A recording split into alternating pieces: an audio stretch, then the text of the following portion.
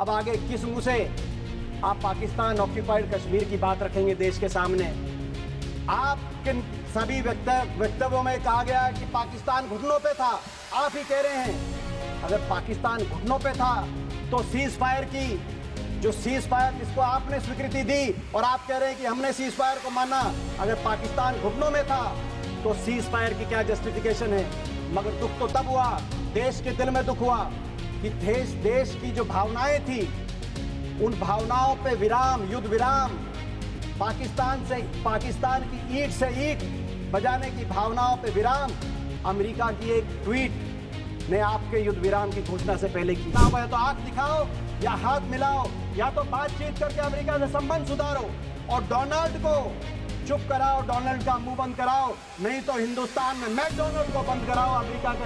America को अधिकार नहीं है, दोनों घोड़ों पे सवार होकर चलने का अधिकार नहीं है। माननीय श्री दीपेंद्र हुड्डा जी।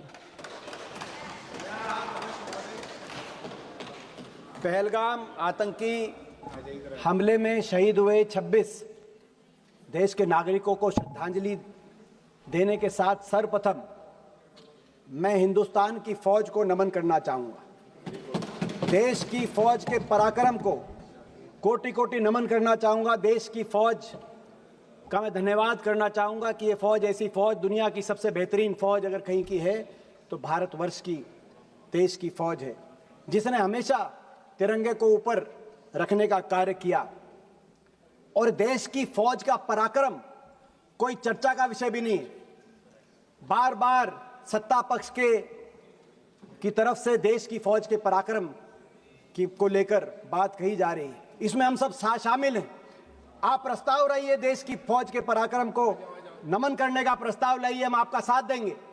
नहीं तो हम प्रस्ताव ला रखते हैं, आप हमारा साथ दीजिए। यह चर्चा का विषय नहीं है।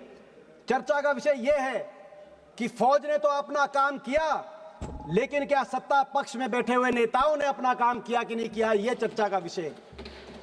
चर्चा का विषय यह है कि सत्ता पक्ष की कार्यप्रणाली क्या रही ऑपरेशन सिंदूर के समय। और हमारा देश लोकतंत्र है, विपक्ष की जिम्मेदारी है, यदि सत्ता पक्ष अपनी जिम्मेदारी में कहीं कमी छोड़ता है तो विपक्ष की जिम्मेदारी है उस कमी को, उस खामी को देश के जनता के सामने रखे। यह हमारी जिम्मेदारी है इस प्रजातंत्र में। विपक्ष ने अपनी जिम्मेदारी उस समय निभाई जब पहलगाम पे आतंकी हमला हुआ और हमने कहा कि हम आपके साथ हैं। हमने कहा कि दुश्मन को मुंह तोड़ जवाब दो, पूरा देश आपके साथ है, विपक्ष आपके साथ है। लेकिन आपने क्या किया? आपने सर्वदलीय बैठक रखी, लेकिन सर्वदलीय बैठकों में प्रधानमंत्री जी नहीं शामिल हो पाए। उनकी व्यवस्था दिखाई गई। अगर उन दिनों में उनकी व्यवस्था थी तो दिन बदले जा सकते थे, और अगर दिन में व्यवस्था थी तो रात के 12 बजे भी अगर आप सर्वदलीय बैठक रहते तो हमारे नेता, देश के विपक्ष के नेता सब आने के लिए तैयार थे। दुनिया में एक शक्ति प्रदर्शित होती भारत के लोकतंत्र की कि सब एक हैं, लेकिन आपने वो मौका चूक गए आप। उसके बाद बहरहाल ऑपरेशन सिंदूर में हमारी फौज ने अपना पराक्रम दिखाया, अपना लोहा मनवाया।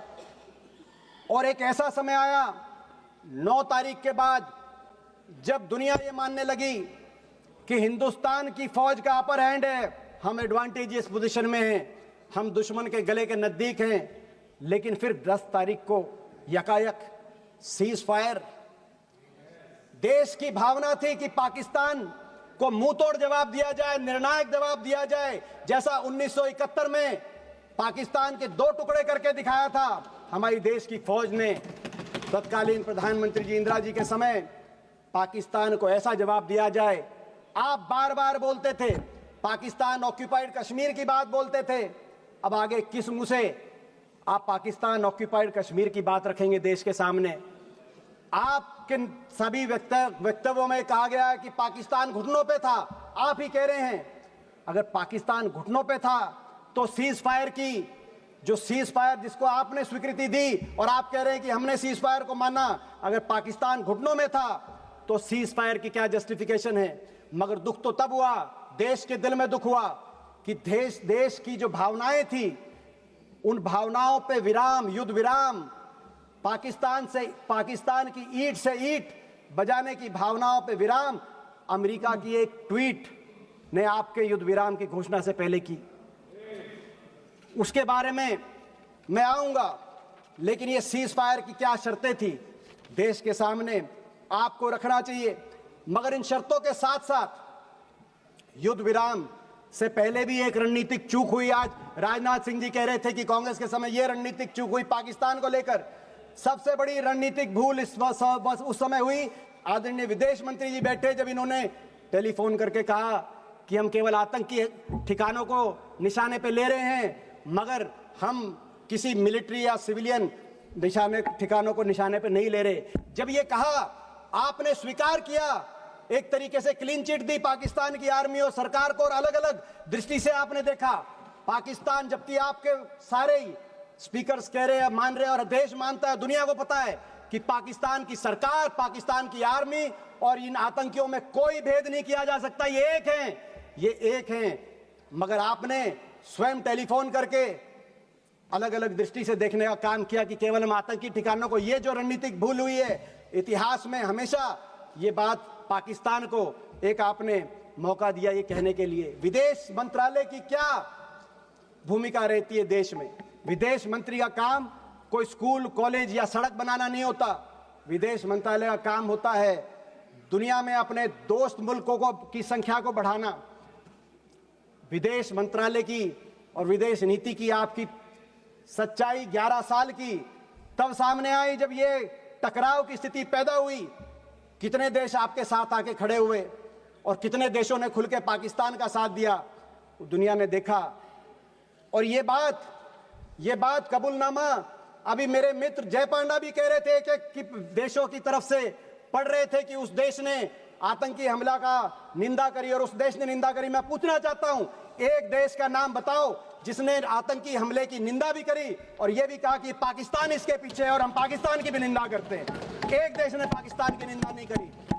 और दूसरी तरफ पाकिस्तान के साथ देने वालों की देशों में चीन, टर्की, अजरबैजान, मलेशिया जैसे देशों की, और आपके साथ एक ने भी बयान नहीं दिया। और ये बात आपको भी पता है, 11 साल की आपकी विदेश नीति, दुनिया में जो भ्रमण प्रधानमंत्री जी ने किया, विदेश मंत्री जी आपने किया, बाकी अधिकारियों ने किया, उसका सच तब सामने आया जब इस घटना के बाद आपको सांसदों पर अपना विश्वास व्यक्त करते हुए सांसदों के प्रतिनिधित्व मंडल भेजने पड़े। 11 साल से आप क्या कर रहे थे दुनिया में के चप्पे चप्पे में घूम के, जब आपको सांसदों पे आना पड़ा।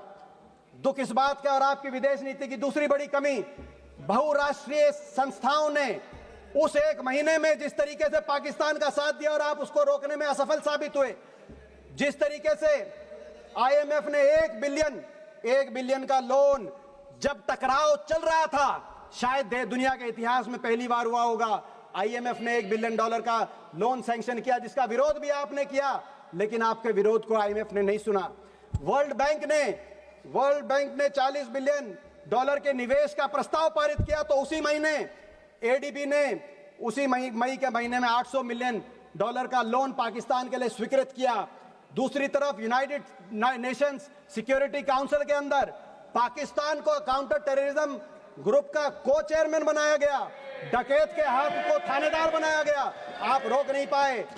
और FATF financial action task force, जिसमें 2011 में पाकिस्तान को ब्लैक लिस्ट किया गया था, FATF में ग्रे लिस्ट में डाला गया था 2011 में यूपीए सरकार के समय, और 2022 में उसको FATF से ग्रे लिस्ट और ब्लैक लिस्ट से पाकिस्तान को बाहर निकला, लेकिन आप उसको रोक नहीं पाए।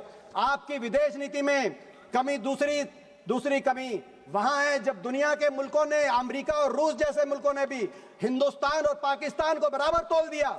ये कैसे संभव है? हम इसको कैसे मान सकते हैं?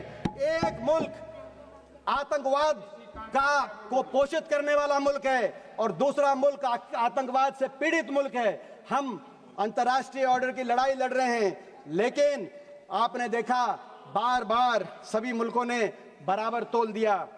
आपकी विदेश नीति की तीसरी बड़ी असफलता अमेरिका को लेकर है। यह वही अमेरिका है, हमारे इतिहास में समय समय पर अमेरिका को जब आंख दिखाने की बात आई तो हमने आंख भी दिखाई, और जब हाथ मिलाने की और मधुर संबंधों की बात आई तो पिछले 2 दशकों में अमेरिका से संबंधों में सुधार भी हुआ। हमने उतार चढ़ाव अमेरिका से संबंधों में देखा है। 1971 में जब अमेरिका ने आंख दिखाई थी कि आप बांग्लादेश के अंदर अपनी फौज मत भेजिए, तो इंदिरा जी ने मुंह तोड़ जवाब दिया था और बांग्लादेश के अंदर हमारी फौज गई थी। आंख दिखाई हमने। परमाणु परीक्षण की जब बात आई तो चाहे इंदिरा जी के समय परमाणु परीक्षण हुआ हो, चाहे अटल जी के समय परमाणु परीक्षण हुआ हो, अमेरिका ने जब रोकने की कोशिश करी तो हिंदुस्तान ने आंख दिखाई और अमेरिका के दबाव को नहीं माना। ये वही अमेरिका है। लेकिन जब अमेरिका से हाथ मिलाने की बात आई, सपोर्ट की बात कर रहे थे, सपोर्ट का लेटर्स पढ़ रहे थे, जय पांडा भी मौजूद थे जब राष्ट्रपति ओबामा आए थे। जब मित्रता की बात आई और 26/11 हुआ मुंबई में, तो राष्ट्रपति ओबामा वॉशिंगटन से दिल्ली आए। जॉइंट संसदीय सेशन में मैं भी एक सांसद था, जय पांडा भी एक सांसद थे, और राष्ट्रपति ओबामा ने कहा कि पाकिस्तान के अंदर टेररिस्ट के सेफ हेवन को बर्दाश्त नहीं किया जाएगा और हिंदुस्तान, ये साथ देने निभाने की बात। हाथ भी मिलाया और नजर भी, आंख भी मिलाई। मगर अमेरिका, आज आपको यही नहीं पता अमेरिका के साथ आप हाथ मिलाना चाहते हो या उनको आंख दिखाना चाहते हो। और अमेरिका के राष्ट्रपति ने 28 बार कहा कि सीज फायर हमने कराया। उससे भी चिंतनीय बात उन्होंने कहा व्यापार के धौंस दे के दिखाया। बात थी आतंकवाद पे वार की, आ गई व्यापार पे। अमेरिका के राष्ट्रपति कह रहे हैं, अमेरिका के राष्ट्रपति ने केवल व्यापार तक नहीं रुके, उन्होंने कहा कि 5 जहाज गिरे, वो केवल जहाज तक भी नहीं रुके। अमेरिका के राष्ट्रपति जी ने कश्मीर का भी नाम लाया कि कश्मीर में अमेरिका की बात हुई है। और दुख की बात ये, कश्मीर के मामले में और विदेशी हस्तक्षेप के मामले में, क्योंकि इस बात पर भाजपा का, आरएसएस का भी एक स्टैंड रहा है, क्या आरएसएस की भी विदेश नीति बदल गई है? क्या आरएसएस को भी स्वीकार्य है कि अमेरिका हस्तक्षेप कर रहा है? दुख की बात और है। दुख की बात यह है कि 28 बार अमेरिका के मुखिया ने अपने मुंह से ये बात कही और लगातार कह रहे हैं, लेकिन हमारे देश के मुखिया ने एक बार भी उसका खंडन नहीं किया कि अमेरिका के राष्ट्रपति झूठ बोल रहे हैं, गलत बोल रहे हैं। अमेरिका को भी चुनना होगा, अमेरिका को भी चुनना होगा। अमेरिका को कैसे संबंध चाहिए हिंदुस्तान के साथ? दुनिया की एक शक्ति है हिंदुस्तान, भारतवर्ष को पाकिस्तान से का बराबरी नहीं कर सकता अमेरिका। अमेरिका को भी चुनना होगा। और मैं आपसे भी कहना चाहता हूं, आपको भी रास्ता चुनना होगा। या तो आंख दिखाओ या हाथ मिलाओ, या तो बातचीत करके अमेरिका से संबंध सुधारो और डोनाल्ड को चुप कराओ, डोनाल्ड का मुंह बंद कराओ। नहीं तो हिंदुस्तान में मैकडोनाल्ड को बंद कराओ। अमेरिका को अधिकार नहीं है, दोनों घोड़ों पे सवार होकर चलने का अधिकार नहीं है। आपकी विदेश नीति की तीसरी बड़ी असफलता चीन को लेकर है। मैं याद दिला दूं, जब आसिफ मुनीर अमेरिका के अंदर लंच कर रहे थे, उनको भोजन दिया जा रहा था और वो कह रहे थे कि डोनाल्ड ट्रंप को नोबेल पीस प्राइज दिया जाए।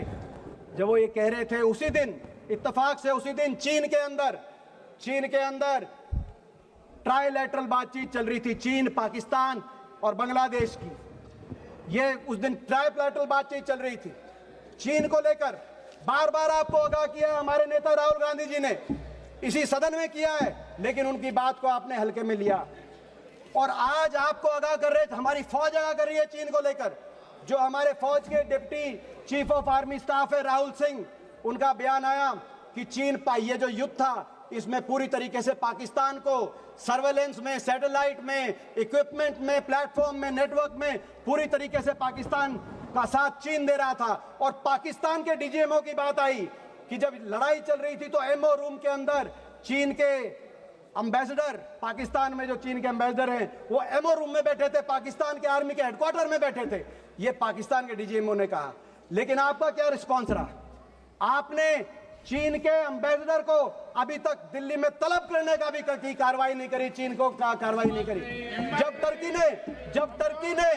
टर्की ने पाकिस्तान के साथ देने के लिए अपना बेड़ा बजाया, तो आपने टर्की के दुश्मन मुल्क साइप्रस में प्रधानमंत्री जी गए, अच्छा संदेश गया। मगर जो असली दुश्मन था चीन, आपको अगर संदेश देना था तो ताइवान में प्रधानमंत्री जी जाते, चीन को संदेश देते। चीन को भूल गए। और 6 जुलाई को जब जनरल राहुल सिंह ने कहा कि चीन इसके पीछे है, आपका क्या जवाब रहा? विदेश मंत्री जी, आप 10 बीजिंग चले गए, 10 जुलाई को बीजिंग चले गए, ताइवान नहीं बीजिंग चले गए, और आपका ट्वीट आया, आपका वक्तव्य आया कि चीन की जो एससीओ की अध्यक्षता है उसका भारत समर्थन करता है और हमारे संबंधों में सुधार हो रहा है। किस बात का दबाव? चीन से। भारत एक स्वतंत्र, एक ऐसा देश है जिसको आज हल्के में नहीं लेना जाना चाहिए। आपकी एक और रक्षा मंत्री बोल रहे थे, मैं एक और डिफेंस प्रिपेयर्डनेस को लेकर भी इस बीच में कहना चाहूंगा। हमने देखा आर्मी वालों ने क्या कहा, एयरफोर्स वालों ने क्या कहा। मैं दो ही पढ़ना चाहता हूं, आर्मी और एयरफोर्स, आपको सुनना पड़ेगा वो क्या कह रहे हैं। रक्षा मंत्री जी, आपकी भी 11 साल की रक्षा नीति 11 साल की, उसका रिपोर्ट कार्ड जो हम कहें उससे मत मानना, मगर जो deputy chief of army staff lieutenant general Rahul Singh ने कहा, क्या कहा उन्होंने? कहा, राहुल सिंह जी की जो स्टेटमेंट आई चीन को लेकर, उसके बाद उन्होंने कहा the equipment that was supposed to be received in January has not been delivered yet. We still depend on a lot of things from outside, and if all that equipment was made available, the story may have been little different. ये उन्होंने कहा। और air marshal हमारे air marshal Amarpreet Singh, जिन पे हमें गर्व है, उन्होंने क्या कहा? उन्होंने कहा, एयर मार्शल ने, हमने नहीं, उन्होंने कहा, not a single project that I can think of has been completed on time. Why should we promise something which cannot be achieved? Hooda ji, air force कह रही है, आर्मी कह रही है, और स्टैंडिंग एक कमेटी। सेकेंड हुड्डा जी, आपके पार्टी से आज की लिस्ट में बहुत सारे नाम आए हैं, इसलिए आप अपना भाषण जल्दी से खत्म कीजिए। और एक सेकेंड, वन सेकेंड, एक सेकेंड, हुड्डा जी एक सेकेंड, नहीं, एक सेकेंड, नहीं, एक सेकेंड, हम आपको एक सेकेंड, हुड्डा जी एक सेकेंड रुकिए। यदि सभा की सहमति हो तो सभा की कार्यवाही आज रात 12 बजे तक बढ़ा जाएगा। है? थैंक यू, धन्यवाद। आप कंक्लूड कीजिए। केवल उन्होंने नहीं कहा, आदरणीय रक्षा मंत्री जी, केवल उन्होंने नहीं कहा, स्टैंडिंग कमेटी, क्योंकि संसदीय स्टैंडिंग कमेटीज की रिपोर्ट पर आपकी सरकार ध्यान नहीं देती। 2018 की रिपोर्ट, 2023 की रिपोर्ट क्या कह रही थी आपको? आप लगातार रक्षा बजट को घटा रहे हैं, जो सही नहीं है, और रक्षा बजट को बढ़ाइए। इन 11 वर्षों में रक्षा budget as a percentage of GDP और एज अ परसेंटेज ऑफ हमारा जो budget as a percentage of GDP, इन 11 वर्षों में रक्षा बजट 2.5% से घटकर 1.9% पे आप लेके आए। और ये जो रक्षा बजट एज अ जीडीपी के प्रतिशत में, ये रक्षा बजट 1962 के युद्ध के बाद सबसे नीचे स्तर पर आप लेके आए, और स्टैंडिंग कमेटीज आपको कह रही थी कि ये सही नहीं है। रक्षा बजट आपने कम किया, अग्निवीर जैसी योजनाएं आपने लेके आए, जिसने फौज, देश की फौज पे जिसमें हमें गर्व था, उसका हमारा मानना है कि वो फौज के लिए सही नहीं थी। लेकिन उससे भी एक और दुर्भाग्यपूर्ण बात यह है कि रक्षा बजट में एयरफोर्स मॉडर्नाइजेशन के बजट में भी आपने कटौती करने का काम किया, जो राहुल जी, हमारे नेता, बार बार जिस बात को लेकर आपको आगाह कर रहे हैं। आज हमारे देश में 60 स्क्वाड्रन की जरूरत है, 60 स्क्वाड्रन की, जो एयर मार्शल बोल रहे हैं। 41 स्क्वाड्रन, 41.1 स्क्वाड्रन यूपीए के समय, हमारे समय मंजूर हुए थे 2011 में, मगर धरातल पे केवल 31 स्क्वाड्रन आज एयरफोर्स के हैं। और इन 31 स्क्वाड्रन में से भी कई स्क्वाड्रन ऐसे हैं जिसमें जैगुआर जैसे जहाज हैं। ये वही जैगुआर है जो पिछले 6 महीने में 3 जैगुआर जहाज